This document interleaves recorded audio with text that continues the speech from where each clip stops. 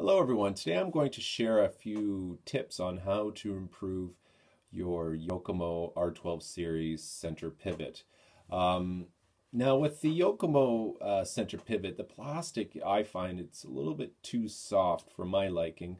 I notice other manufacturers such as Xeon, Team Associated, the actual plastic has more carbon integrated in the plastic. I find that the plastic that the Yokomo R12 has for the center pivot, it's just a little too soft for my liking, but unfortunately I can't really find a substitute for it. So these are a few tips I'm going to give to you guys on how to improve the overall pivoting action and keeping it bind free and smooth throughout your runs, and making sure that you don't have to tear it apart run after run, making sure it's working properly. Now, a lot of the tips I got from factory drivers, some Yokomo sponsored and some Associated sponsored, but one interesting tip which I got from Kevin Hebert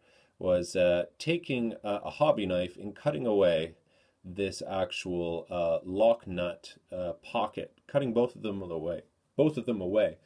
And so you're just now running with a flat open surface, as you can see here.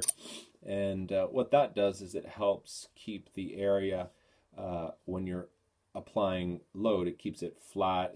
It doesn't distort the plastic whatsoever.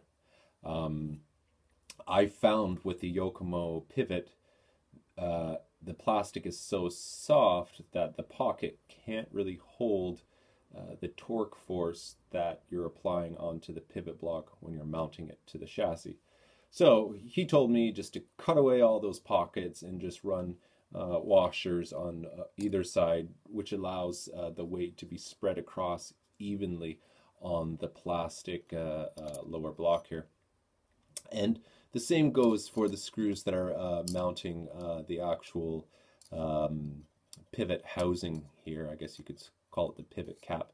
I put some washers here just to kind of help out, spread out the weight a little bit across the surface. Now, TN Racing offers a carbon fiber like brace that it's the same dimensions as this here. And what that does is it helps spread the weight evenly across the plastic cap. So if you really want to improve the center pivot's overall performance, I highly suggest doing these little modifications. The pivot works really nice now, and I can really crank down on these two mounting screws without the pivot deforming and causing any binding whatsoever. Okay, I hope those tips were of help. If you have any questions, please leave a message. All right.